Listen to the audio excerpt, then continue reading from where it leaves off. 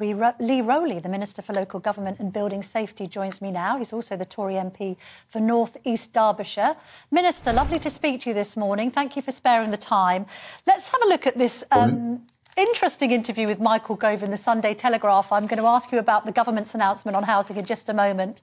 But Michael Gove says net zero can't become a crusade.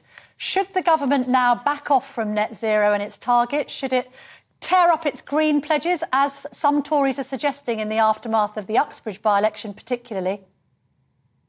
No, I think we've got a clear policy of trying to get to net zero by 2050. I think everybody, wherever they live, whatever their thoughts are on this, wants us to tread more lightly on the earth, to have greater respect for the environment. But what I think Michael is trying to say is that there's a group of activists out there, and quite frankly, a group of people in like the Labour Party and the Liberal Democrats, who just say things, one, that just are fundamentally not true, just stop oil and the like. They do really silly things.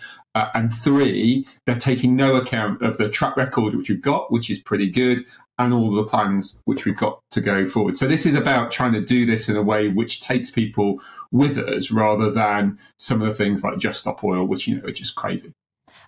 I'd also wanted to ask you, Minister, on the back of the announcement that Gove is set to make tomorrow, he's talking about a loosening, in a way, of planning laws to allow people to have more extensions, more loft conversions, to make better use of their homes.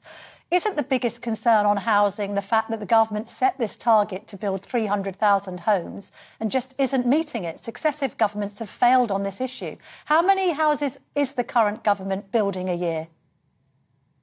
I think the last figures were 242,000, I think, which is the highest in 30 years. So we are demonstrating we're making a lot of progress on this. But the importance behind house building is so that it gives people the ability to own their own homes, to get on the housing ladder, to make sure that people can build capital, can start a family, and that's hugely important. So we've made some progress, but there's more to do, which is why Michael's going to announce tomorrow some further changes, which hopefully will build more homes, but also vitally build them in the right places.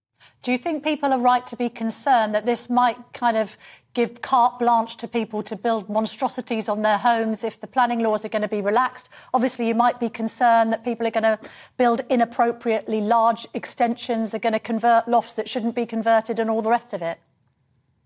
There's always a balance on this, and I can understand why people are concerned. But we brought in some changes about a decade ago or so, I think, and that allowed people to build upwards in certain places and certain properties, and I think it's worked relatively well. We brought in some changes, again, to allow conversions of offices and shops to houses, and again, that's worked pretty well. Brought on near enough 100,000 houses in the last 7 years. So I think the record is relatively positive, and what we now need to do is to try and allow more to happen there, to give people more choice. And if we give people more choice, it allows people to get more on the housing ladder, as I say, and then to build their lives. And that's exactly what we want to do as a Conservative government.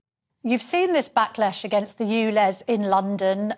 The thought is that the Tories have retained Uxbridge on the back of people not being happy with that policy by Sadiq Khan.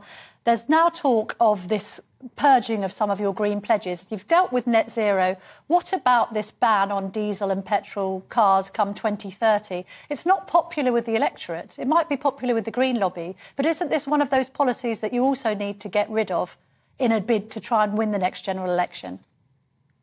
I don't think so. I think what we need to do, Boris Johnson announced this, whatever it was, 2-3 years ago, and he said by 2030 we'll set an ambitious target to try and do this. I think we've made some really positive progress to it. I think rolling off the forecourts last year, 25% of new cars were electric. So that's a huge increase from a few years before. And again, it's about doing this in a way that works. So we've got a target. Let's all go and try and do as much as we can to get there. But more broadly, what the ULEZ message showed in Uxbridge on Friday is if you don't take people with you, if you do things without due consideration, as Sadiq Khan has done, if you don't think through your policies, the Labour Party clearly aren't, then people will say, I don't think so. So the job of government is to take people with us and to try and hit these ambitious targets, but also do it in a way which works. Have you got an electric car?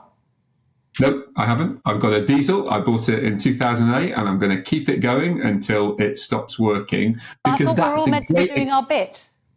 That's a great example of where the discussion on these kind of things needs to be more nuanced, where people are wanting to change their cars.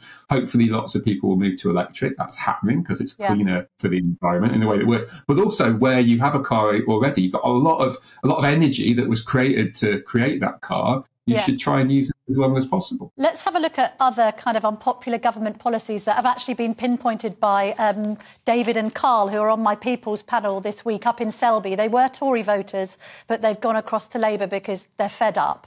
Carl was asking, when are you going to bring taxes down, first of all?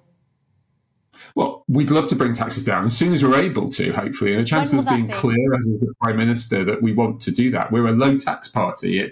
It's not where we are comfortable when taxes are higher than we want them to be. But we've also got a series of challenges. We've just spent the best part of £500 billion on COVID and on trying to tackle inflation and energy. That will have the reality is that will have an impact. But I think what the government is trying to do is balance all of those things off. We have to also get debt reducing. These are really important things for our children and our grandchildren. But we'd love to reduce taxes. But people also want the government to be responsible and to be clear with that these are.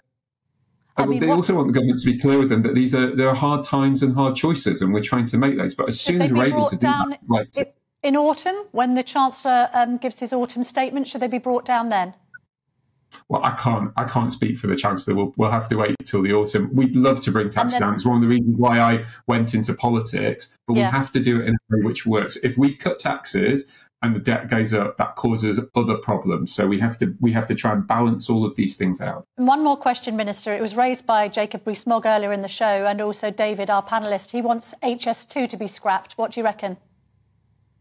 I don't think that's going to happen. I mean, HS2 has, the tunnels are basically built. The land has basically been cleared. I know, but it's not going to come to London. That's a gross error, isn't it? It's not going to come to London for another 7 years.